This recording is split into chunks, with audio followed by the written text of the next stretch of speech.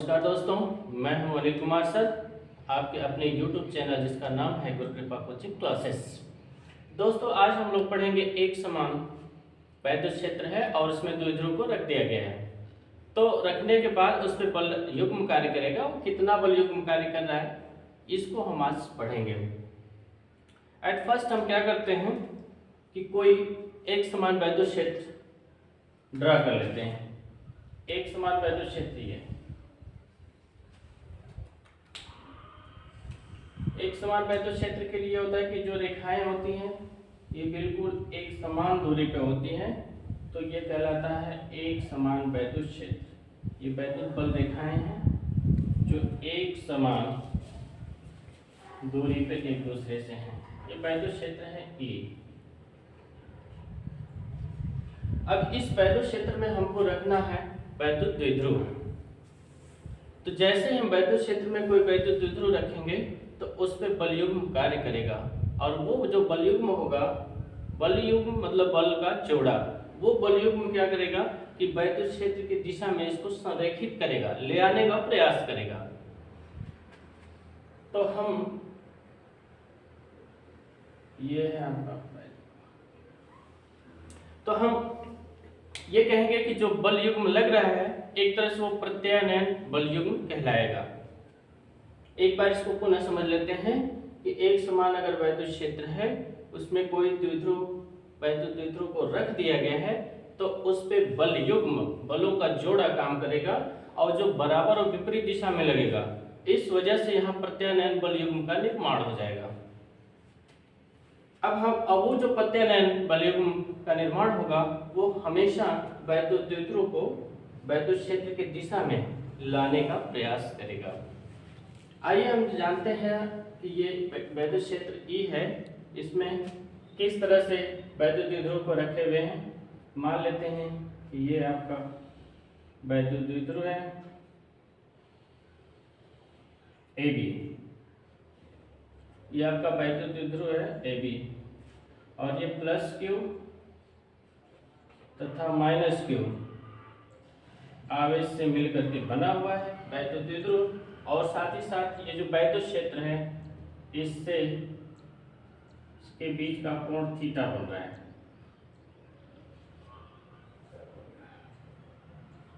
क्षेत्र से थीटा कोण बनाते हुए रखा गया है। वैद्युत द्विध्रुव में जो आवेश बने हुए हैं, इन आवेशों के बीच की दूरी 2l है। यहां से यहां तक की ये दूरी है 2l।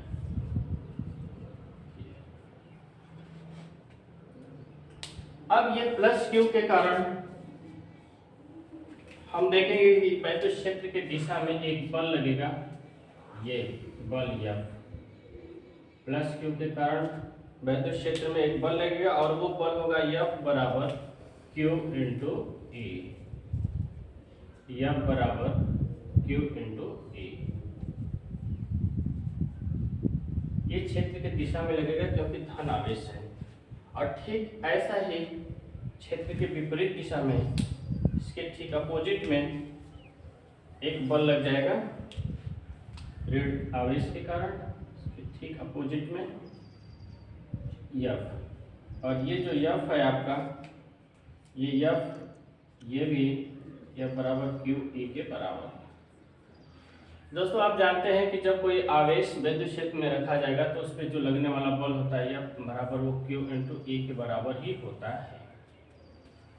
तो यहाँ पे एक बल क्षेत्र की दिशा में, दूसरा बल क्षेत्र के विपरीत दिशा में लगा हुआ है, यानी दो बल लग गए हैं, दो बराबर बल है और विपरीत दिशा में लगे हैं। तो जब दो बराबर बल विपरीत दिशा में लगते हैं तो वहीं पे बल युग्म का निर्माण करते हैं और उसमें घुमाने की प्रवृत्ति आती है।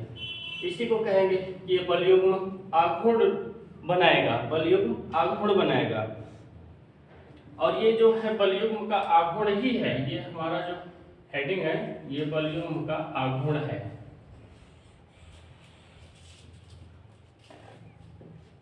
बल युग्म का आघूर्ण है। तो हम देखते हैं, मान लेते हैं कि ये कोई वैद्युत द्विध्रुव है और इस पे एक तरफ बल इधर से लग रहा है इस दिशा में, दूसरा बल इस दिशा में लग रहा है, दोनों विपरीत दिशा में। ये इधर की ओर ले जाएगा बल लेके, और ये वाला बल इस तरफ आएगा। तो जब हम इसको दोनों को लगाएंगे तो देखिए ये घुमाने की प्रवृत्ति रख रहा है ऐसे। ये बिल्कुल टोटी की तरह, जैसे जल की टोटी हो, उसको हम एक इस दिशा में दूसरा इस दिशा में करके घुमाते हैं, तो जैसे बल लगाते हैं वो घूमने की प्रवृत्ति रखने लगता है। तो जब कभी बलयुग्म लगता है बराबर और विपरीत बल वाला, तो उस समय इसमें वैद्युत सारी इसमें आघूर्ण की स्थिति आ जाती है। ये घूमने की, अपने अक्ष के परिधि घूमने की ये प्रवृत्ति आ जाती है। यहाँ भी वैसा ही है। तो अब हम क्या करते हैं कि इस पे जो लगने वाला बल आघूर्ण है उसको टाउ से दिखाएंगे। टाउ बराबर होगा बल गुणे क्रिया रेखा के बीच की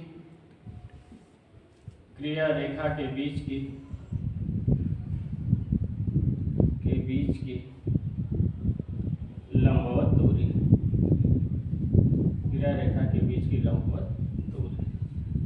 दोस्तों यहाँ बल जो लग रहा है वो ये F बराबर QE के बराबर है। तो जो बल है हम इसको नोट कर लेते हैं। बल F को पहले F ही कर लेते हैं, इसका वैल्यू पुट कर देंगे। क्रिया रेखा के बीच की जो लंबवत दूरी है वो दूरी ये है आपकी, यहाँ से यहाँ तक की। और ये आप देख रहे हैं एक संपूर्ण त्रिभुज बन रहा है। संपूर्ण त्रिभुज में ये कर्ण है, ये लंब है। तो ये जो लंब होगा वो 2l sin थीटा के बराबर होगा। 2l sin थीटा, यहाँ से यहाँ तक ये दूरी जो है ये 2l sin थीटा के बराबर होगी। ऐसा क्यों? ऐसा इसलिए कि ये त्रिभुज है। आप जानते हैं कि त्रिभुज में लंब बटे कर्ण होता है वो sin थीटा के बराबर होता है। तो हमको लंब चाहिए, ये लंब चाहिए, तो लंब तो कर्ण से मल्टीप्लाई कर देंगे। कर्ण का मान 2l के बराबर है, यहाँ पे भी कर्ण जो है, तो 2l से मल्टीप्लाई करें, 2l sin थीटा यहाँ मिल जाएगा आपको इस हिसाब से। अब यहाँ पे हम लिखते हैं F गुणे 2l sin थीटा। F का मान पुट कर देते हैं। F का मान है QE into 2l sin theta. अब हम इसको व्यवस्थित कर लेते हैं। Q इंटू 2l एक जगह कर लेते हैं, Q इंटू 2l एक स्थान पे कर लेते हैं। इसके बाद E बच गया sin थीटा। अब ये Q इंटू 2l यही P बनता है, ये वैद्युत द्विध्रुव आघूर्ण है। P बन गया P E sin थीटा। यहाँ मिल गया आपको टाउ का मान मिल गया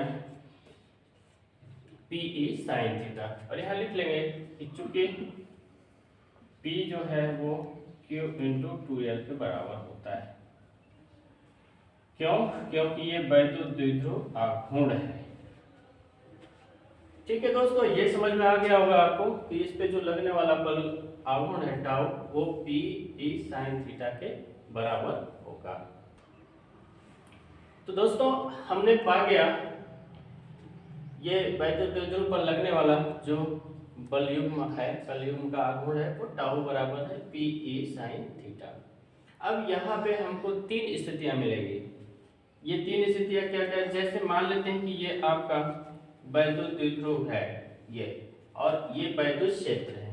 अभी जो रखा गया है वो थीटा कोण बना करके रखा गया है। तो तीन स्थितियां क्या मिलेगी कि या तो हम इसको सीधे सीधे वैद्युत क्षेत्र की दिशा में रख दें तो उस समय कोण 0 बनेगा, वैद्युत क्षेत्र के साथ इसका कोण 0 बनेगा, इनके बीच का कोण 0 होगा। या दूसरी स्थिति होगी कि इसको हम ठीक लंबवत कर दें, तो ये वैद्युत द्विध्रुव है और ये आपका वैद्युत क्षेत्र है, इसके बीच का जो कोण है थीटा वो 90 डिग्री हो जाएगा। या फिर हम इसको इस तरफ कर दें। इस स्थिति में आप देख रहे हैं कि वैद्युत क्षेत्र से ये पूरा का पूरा 180 अंश घूम चुका है। जब यह 180 अंश का घूमेगा तो जो पहले यहाँ प्लस था यहाँ माइनस था, अब ये प्लस घूम करके इधर चला गया, माइनस इस दिशा में हो गया। यानी इस वैद्युत द्विध्रुव का जो आवेश है वो पूरी तरह से बदल गया 180 अंश घूमने पर, 180 पे। तो पहली स्थिति जो बन रही है उसको हम देख लेते हैं। पहली स्थिति यह है कि जब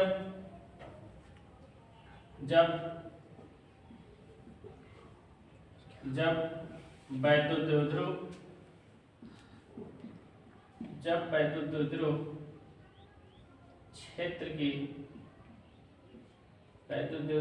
क्षेत्र की दिशा में रखा हो, जब ये क्षेत्र की दिशा में रखा हो तो इन दोनों के बीच जो कोण होगा वो थीटा का मान 0 अंश होगा, तो थीटा का मान 0 अंश होगा। तब हम देखते हैं टाउ आपको क्या मिलता है। तो टाउ आपको मिलेगा टाउ बराबर PE साइन 0 अंश, और आप जानते हैं कि साइन 0 अंश का मान 0 होता है, 0 होता है। तब हमको यहाँ पे पुनः मिल जाएगा टाउ बराबर PE साइन 0 अंश का मान 0 रख देंगे तो ये पूरा 0 हो जाएगा। तो इस स्थिति में इस द्विध्रुव पर कोई भी बल युग्म कार्य नहीं करेगा, कोई भी बलात्मक कार्य नहीं करेगा। ये पहली स्थिति है। अब दूसरी स्थिति में देखते हैं क्या होता है। दूसरी स्थिति में जब हम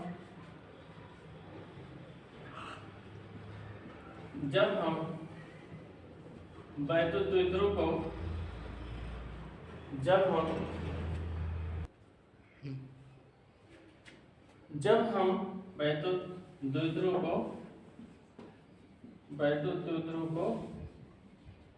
क्षेत्र के लंबवत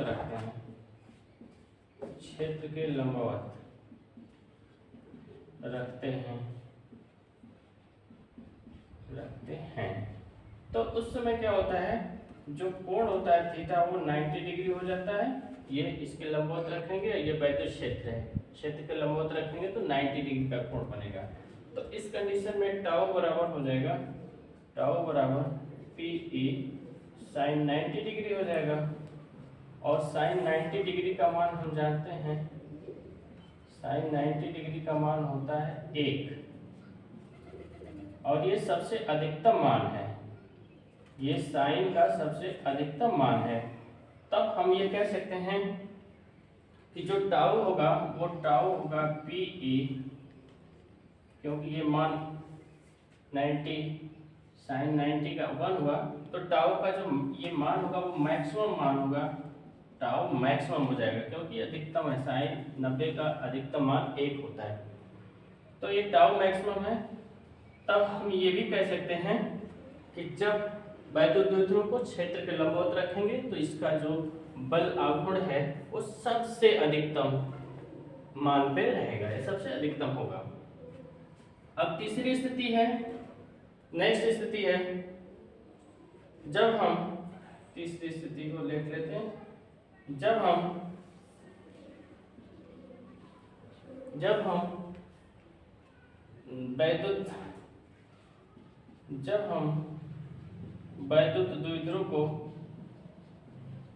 वैद्युत द्विध्रुव को क्षेत्र के विपरीत दिशा में रखते हैं,